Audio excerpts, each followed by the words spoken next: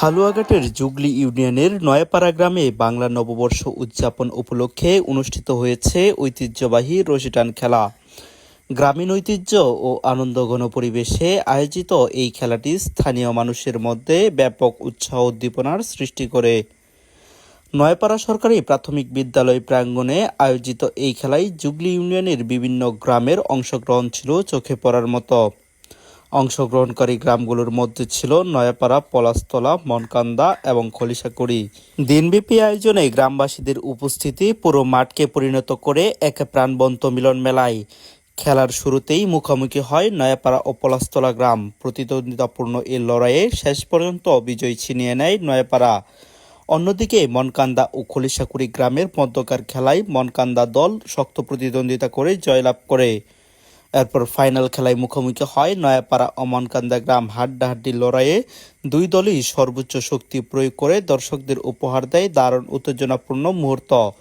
শেষ পর্যন্ত সকল প্রতিদ্বন্দ্বিতা পিছনে ফেলে বিজয়ের মুকুট পড়ে নয়াপাড়া গ্রাম। বিজয়ী দলের জন্য পুরস্কার হিসাবে রাখা হয় একটি ছাগল এবং রানার্স আপ দলের জন্য রাখা হয় একটি রাজহাঁস। এই ব্যতিক্রমী পুরস্কারও খেলাটির প্রতি গ্রামবাসীর আগ্রহ আরও বাড়িয়ে দেয়।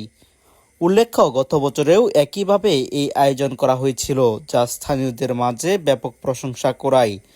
সেই ধারাবাহিকতায় এবারও এই ঐতিহ্যবাহী রশি টান খেলার আয়োজন করা হয়, যা গ্রামীণ সংস্কৃতি ও ঐক্যের প্রতীক হিসাবে নতুন গুরুত্ব বহন করছে। খেলায় উপস্থিত ছিলেন জুগলি ইউনিয়ন বিএনপির সাধারণ সম্পাদক কৃষক আব্দুস সাত্তার, ৭ নং ওয়ার্ডের মেম্বার জাহাঙ্গীর আলম, ৮ নং ওয়ার্ডের মেম্বার ফয়েজ আহমদ এবং ৯ নং ওয়ার্ডের মেম্বার আব্দুল হাকিম সহ অন্যান্যরা। খেলা পরিচালনার দায়িত্ব পালন করেন নাজমুল হাসান নাজু ও আবু তালেব মাস্টার। পুরো অনুষ্ঠানটি সঞ্চালনা করেন আমিনুল ইসলাম।